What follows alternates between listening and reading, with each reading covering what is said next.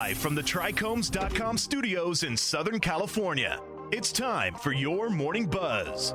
We bring you late-breaking news that keeps you up to date with what's happening in the cannabis industry.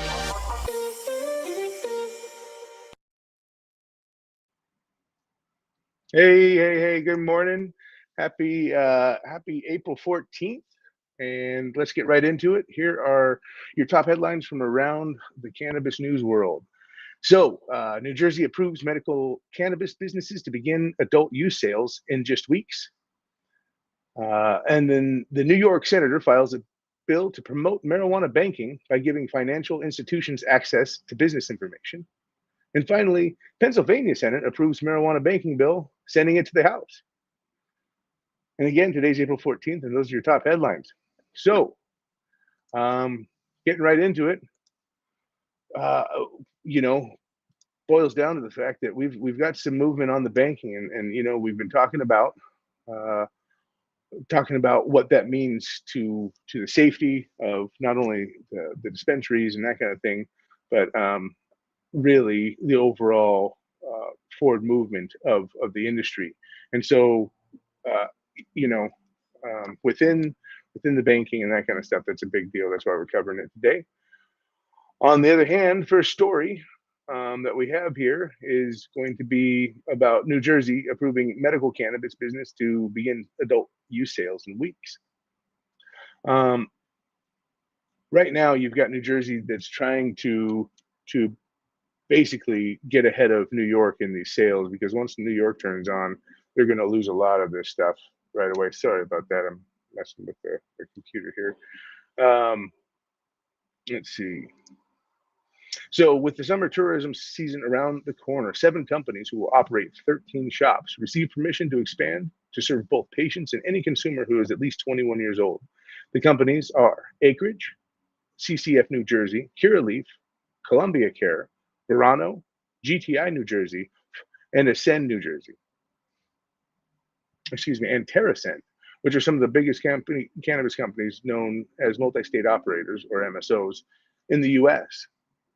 Approvals on Monday came after months of pressure from these businesses who decried there were unwarranted delays in the rollout of adult use sales. In late March, this culminated in Speaker Nicholas Scutari calling for oversight hearings on the pace of the rollout. Those hearings still haven't been scheduled yet. Basically, we just learned recently.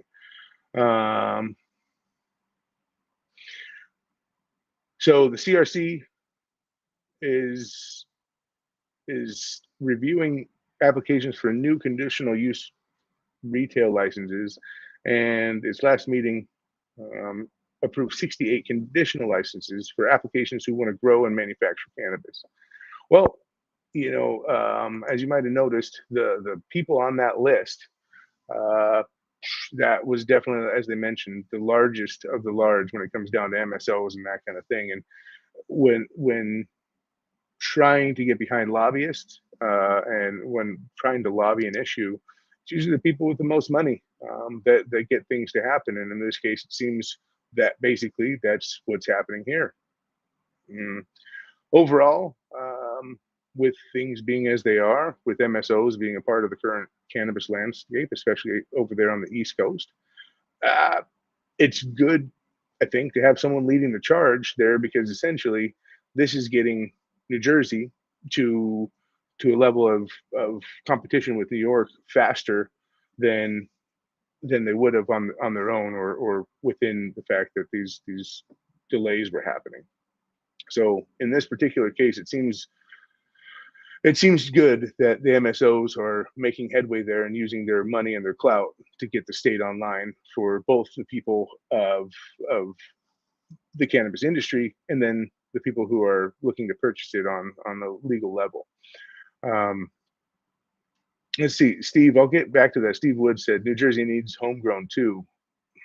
I'm going to have to look that up, but I thought New Jersey had implemented a homegrown law, or had allowed for home grow. So we'll have to get back to that and look at it. Let's see here. Next one.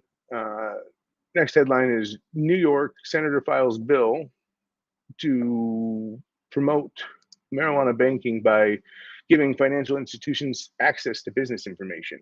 And again, as we've been talking about over the last week and then last couple of weeks, is that safe banking is being held up essentially by the MORE Act. Schumer has said it.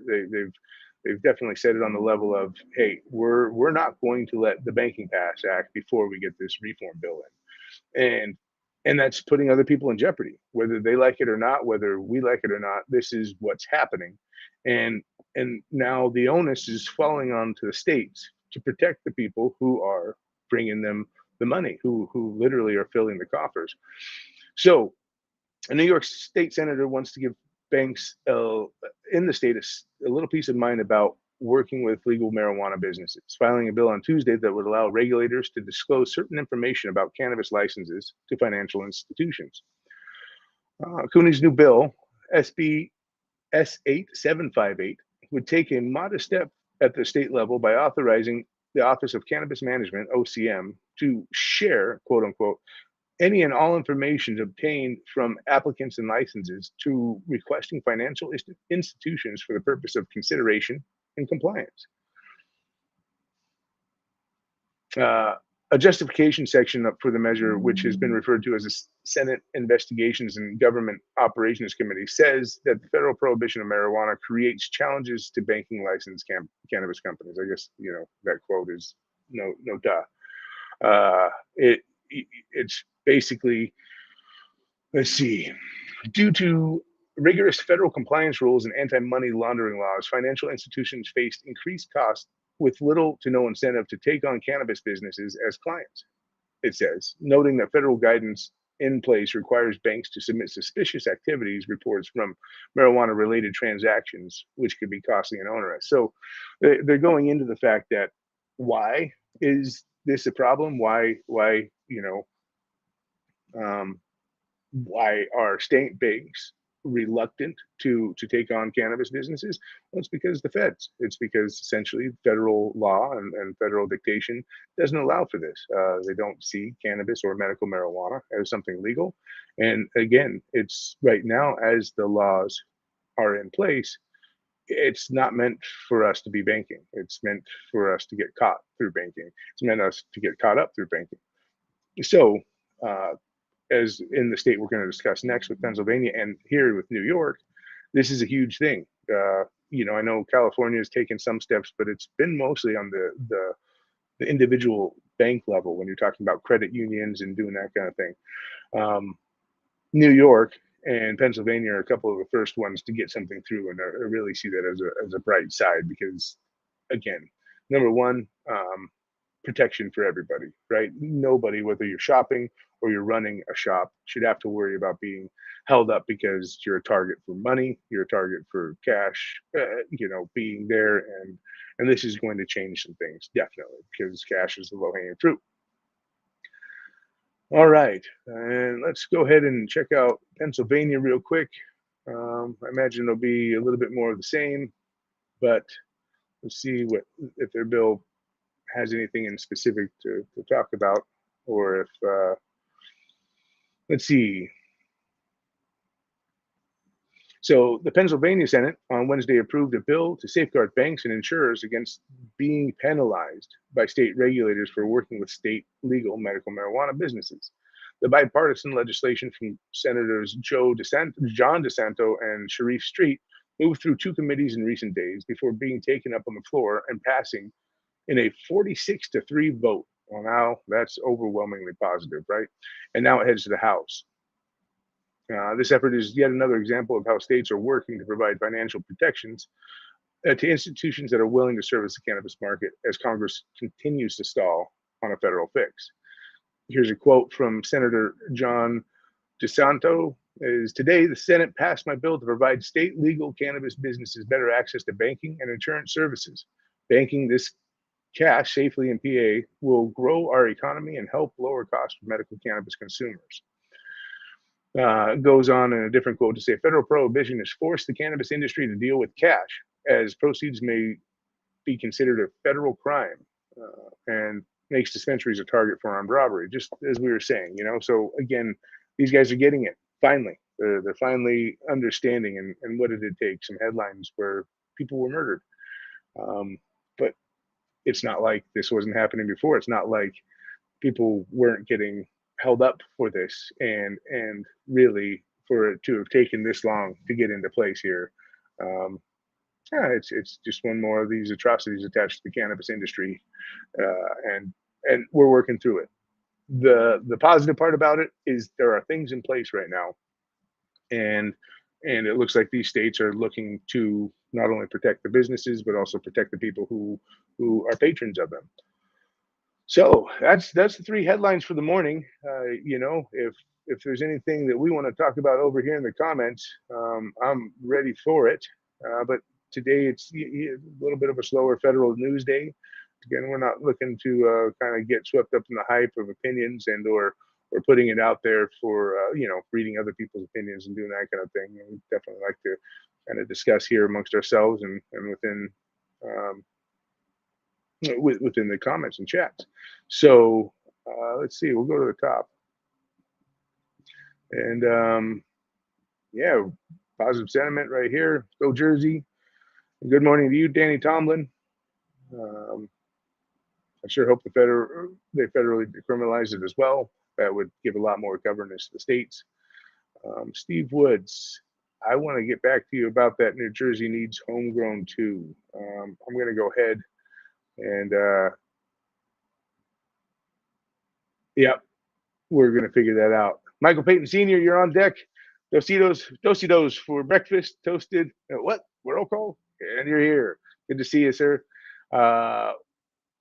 We are, looking to have a list tomorrow is Friday, and not that it'll be during the morning buzz, but a few of you guys, the lights being messed with the camera right there. As I was told, the sun's coming up in the background, so apologies for the shift in the colors and that kind of stuff. But yeah, tomorrow we are going to have a list of all the Republicans or all the people who voted against the MORE Act and the safe banking. It's roughly about 75 of them. So we'll be going over, and so that if you live in these states or you have any ability to influence through writing letters and or contacting these offices, then that's what we're going to go ahead and do. We'll get those lists, and we'll kind of go state by state with them tomorrow during the weekly roll up. Again, Jason will be joining me tomorrow. John's out of pocket on some business, so he won't be there. But Jason and I will be going over this stuff and kind of wrapping up the week and touching base on these new bills. So Danny Tomlin, it's going to be interesting when all these states are legal and there's going to be no good banking if they don't federally legalize it. I'm probably wrong, but hope all banks become cannabis friendly. I don't think you're wrong. Right now, it's going to take a second, but I'm going to go ahead and go out on a limb and say, cannabis money is as good as anybody else's money. And when it boils down to it, these are federal laws that are prohibiting the banks from working with us as they should be, because again, banks aren't trying to break a law. When you're talking about an FDIC insured bank, there's a federally insured bank, and they're going to have to, just like the highways and byways and that kind of stuff. It's when there's federal funding involved, you have to adhere to the federal guidelines surrounding that, or else they'll pull it. I lived in Montana for a very short while, but I lived there at a time where most of their highways didn't have speed limits and that kind of stuff imposed on them. And at that juncture, there was a federal push to impose speed limits on major highways, and at the threat of losing federal funding for the highway. So what did Montana do? They implemented some rules and some speed limits of which to keep the federal funding. The point being is that banks are in the same position. They are federally subsidized, when there's that big bailout and all that kind of stuff. They have to play by the rules, and that's just it. There's no ifs, ands, or buts about it. So right now, the federal government is holding this up, and again, what's great about today's news with New York and Pennsylvania and a few of the other states that are starting to get things in line is that they're taking the onus onto themselves of bringing this responsibility in-house, because essentially it's their state's people and their state businesses that are creating this financial revenue stream for them, and they're protecting it. Not only are they protecting the businesses, but they're protecting the people that are going into them, because most of the people who are going in and robbing places aren't taking into account collateral damage, aren't taking into account these other things. They might be smart enough to try to go in when it's closing or doing whatever, but long and the short is there's still people there, and there's still people in the way of well, it's a public safety issue. So really, I think the banking is a big deal. Let's see. Reading more of these comments here.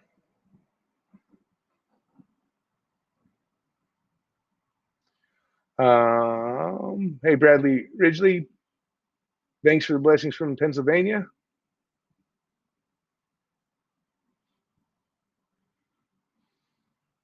Little Mac 86, you already mailed the Republicans. They won't budge. Wow. I wonder what, I'm forgetting what state you're in right now. But yeah, maybe if we have a few more people from your state write them, we'll get the message. But when it boils down to it, it's some people are very staunch and held in their partisan views, maybe by their partisan groups, but really to be able to be held strong in a position of unpopular opinion right now, it's got to be something beyond common sense holding them that way.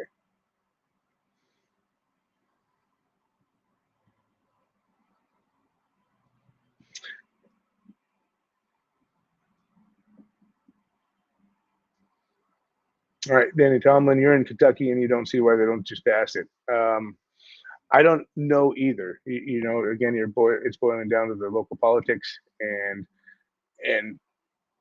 that's going to take a lot more people writing about it. And when it comes down to the process behind the legalization efforts, the way Colorado got there first, the way California got there first, the way that most of these states get there first is through medical marijuana, through the efforts of helping people with their daily quality of life, the antidotal fixes, and that kind of thing. So within Kentucky, within the states that are holdout states, my opinion and my suggestion would be to go after that, to find people that are relative and or uh, undeniable, right? Within the fact of they have certain ailments, they have these problems that are made better by cannabis, and that's the human nature of this thing. Is you can't sit there as a human and deny the ability for someone to feel better, right? That's just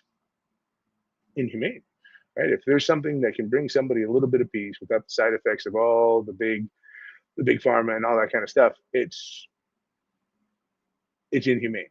So really, on the holdout states, I think the biggest way to go in and go after them is through medical marijuana.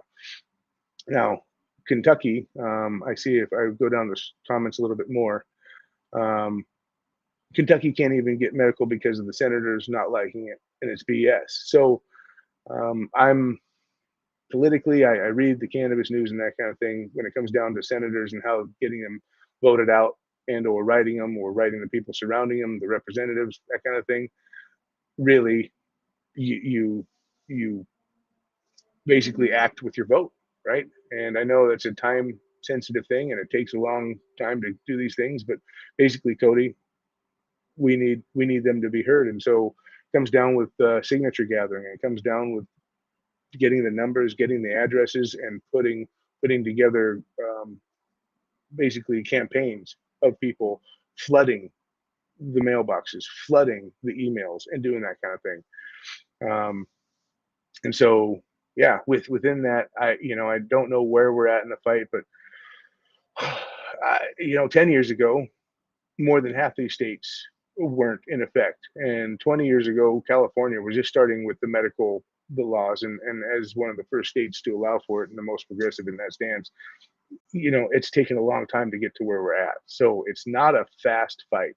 And realistically, decriminalization, the bills that allow for states' rights, aren't technically going to help in this matter with Kentucky and the rest of the holdout states. So it's best to get onto the lobbying efforts as soon as possible with this, because that's how it's going to happen, especially when you have states that are denying the fact that this is a medical option for people that has less side effects. All right, Little Mac, I see you're in Ohio, huh? And they're not budging whatsoever. Have are you, do you know, is when you're talking about recreational, or excuse me, you're talking about cannabis or consumption, are you talking about medical, or are you talking about um, recreational adult uses when you write to the senators? Just out of curiosity. Danny Tomlin, Senator Neem wants more studies on medical cannabis. And yeah, there have been enough studies already, Danny. Danny said there's been enough studies already. And really, there's been enough case studies. There's been enough anecdotal and again, human cases as to where the quality of life is undeniable based upon what you're choosing to take and put into your body for whatever ailment is why you're taking it. So from that aspect of it, we don't need clinical medical trials or clinical studies to, to show these people, meaning local government, that it's helping others in their personal daily lives through quality of life, through feeling less of whatever ailment is bothering them, through not having the side effects of what current antidote, or excuse me, what current treatment is going to be there for them other than cannabis, right? And this is, it's undeniable. So Senator Neems is outdated, and needs to get with the times as far as that goes. But sometimes that just needs to end up on the doorstep. People who benefit from this every day, as far as health and wellness, not the financial stuff, not that kind of thing, because essentially in those states there is no financial benefit yet. There is no um, coffers being filled. So you need the people who are benefiting from it personally to show up at the doorstep and really begin to lobby for these efforts, because again, personal presence of people who are feeling this on a daily basis, who go through the ups and downs of personal pain or mental health disorders and that kind of thing, that are made better or made to feel partially better or find solace in cannabis. They need to express themselves, because mental health and physical well-being is something that no senator or any politician should have the right to choose for you to take big pharma meds only, right? To take cannabis out of the way. And we're far enough along. 10 years ago, I couldn't have said that, right? 10 years ago, that's an opinion. Today, it's popular opinion. Today, it is the case with 91% of Americans say, you know what? If cannabis makes you feel better, take it, take it. And so senators like that, they're not going to be around for much longer. And if they are, you know what? Then the states are going to actually begin to feel that, because there's enough states out there that people are going to begin to move to places that they're not in danger for either utilizing something on a medical level and or um, wanting something else available to them on a recreational level. So this is, it's getting a little bit ridiculous. Um, so Denton, fast whirlwind. I live in the red state. I live in the red state of South Dakota. Our tribe within the state passed Rec Med in 2020. Now Governor Christie Neem hates that, but we're a sovereign nation. But we're sovereign nation status. So, are you being, Denton? Are you being dealt with differently in South Dakota? Are you actually able to do it? Because I know that Christie Neem was trying to revise the medical laws that had been passed by the state, and then also she was against the outright sale of recreational cannabis. So, are you able to, Denton? Are you able to participate in both medical and recreational sales over there? I'll click down a little bit to see your answer.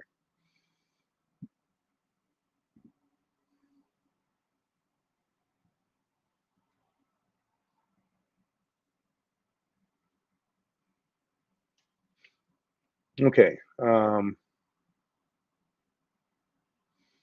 And just for clarity for people in the audience, when I talked to Little Mac or 86 about the state, um, Michael Payton Sr. clarified the fact that Ohio does already have medical. It's just we're talking about recreational use over there.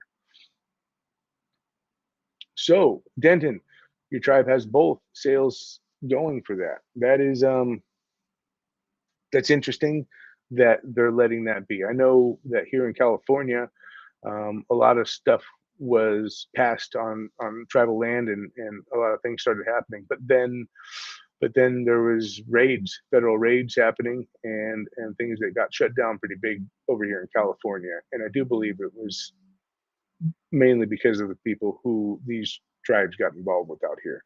Don't quote me on that. It happened a while ago. I know things are getting a little bit better now, but the whole of the state has recreational cannabis now. So I think that's actually what's where the main difference is.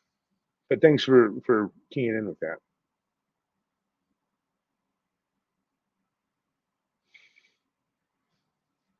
Donkey limit. I see you say, quote unquote, directs the National Highway Traffic Safety Administration to study methods for determining whether a driver is impaired by marijuana. What method? Is it blood?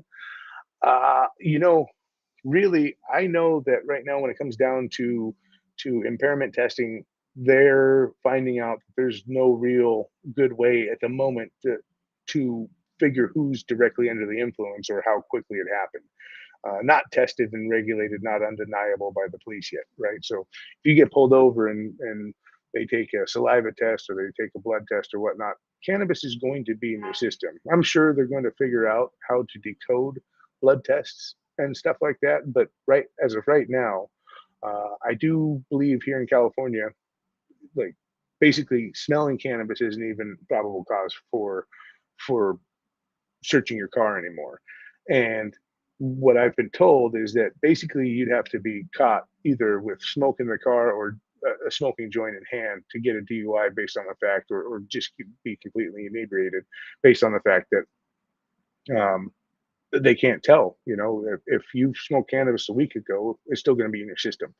And really, what the DEA is doing and the National Highway Traffic Safety Administration are doing is they have just recently gotten bills passed as to where they get to work with dispensaries pulling higher THC quantities and that kind of stuff, and they're really working with the DEA and the traffic to figure out public safety issues.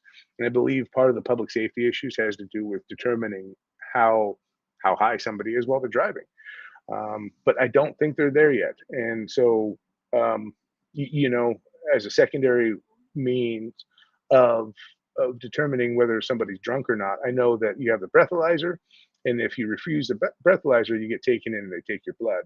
So I imagine as a fallback, that will remain the fallback, but they're probably going to try to figure out field sobriety tests and ways to tell if you're inebriated or under the influence of cannabis out in the field as well. So we'll be looking forward to that. But it, in the name of public safety, that's why they're doing that, is to make sure that with recreationally available, just like alcohol, that you put limits to it, general limits for public safety reasons. Let's see, go down a little bit.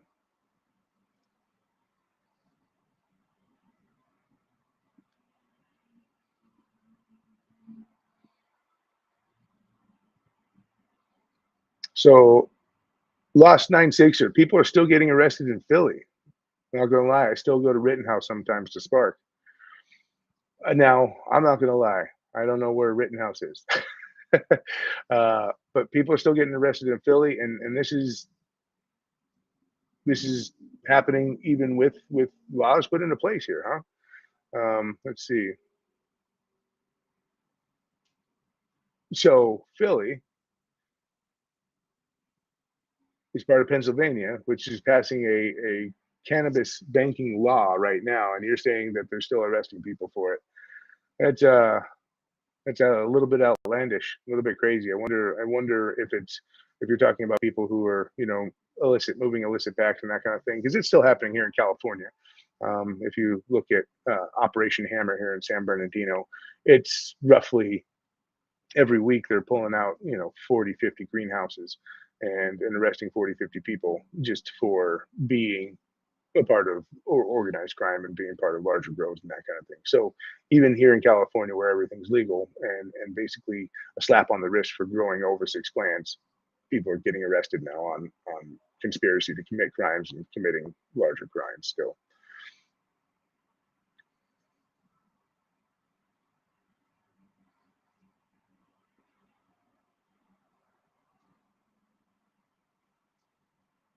Yeah. Danny Tomlin, it does, as Little Mac said, it does stink. To be completely illegal and your family is here and I can't move, so have no choice but to break laws for medicine. I'm not here to tell anybody to break laws, but I'm also part of the group that did what I had to do before the laws were put into place because it was my medicine as well. And I've dealt with groups and people who were made whole by this along the way. And you know what?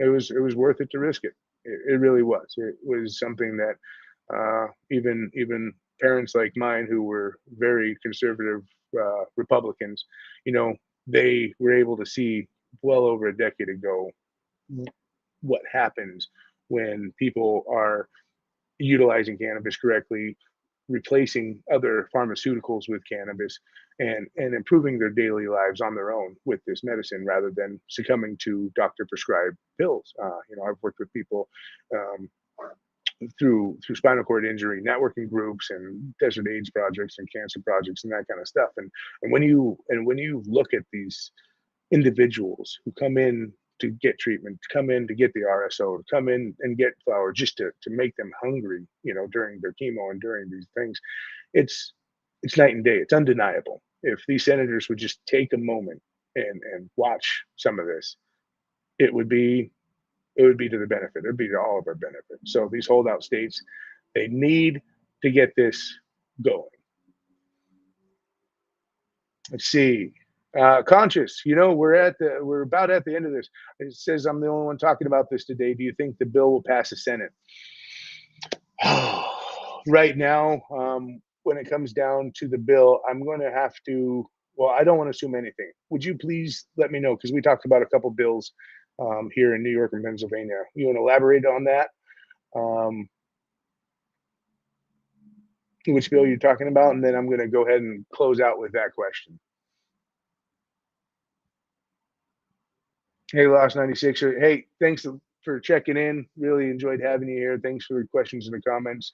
And we'll catch up with you, tomorrow for Morning Buzz or weekly roll up about noon. So waiting for Conscious. And if I don't get an answer, we're going to go ahead and sign out.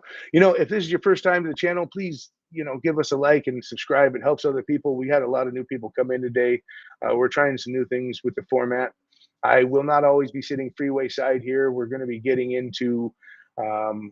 back into the studio and doing that kind of stuff. But we're really just trying some stuff with the algorithm, trying the live. Really wanted to make sure that we got involved with the comments and had some time to do some questions and answers. When it comes down to the buzz itself, we might keep that a 5 minute little clip in the morning and then go into some other question and answers a little bit later. So we're testing with the format. Don't feel free, to weigh in and let us know what you think about these changes that are happening. Really look forward to it. And Conscious, the MORE Act. When it comes down to the MORE Act passing right now, I would still say it's 50-50. It's decriminalization. We want it to happen, but really it's met resistance here many times, and I'm not sure that we have everything we need in a row to get the MORE Act passed right now. So tomorrow is when we're going to have the list of people who are still against it and the partisan voting that's happening. So we'll go over that tomorrow, and that'll be at the weekly roll up at 12 noon. So if you're around, please tune in live. If not, don't worry, it's going to be there for the duration, and we look forward to having you around and any other questions you might have. So again, hey, like and subscribe. Hope you guys are having a great day. Check out the app too. The links, as always, is going to be in the description of this after we play it. And there it is right there. You guys have a great day. Be safe. Be well. Talk to you tomorrow.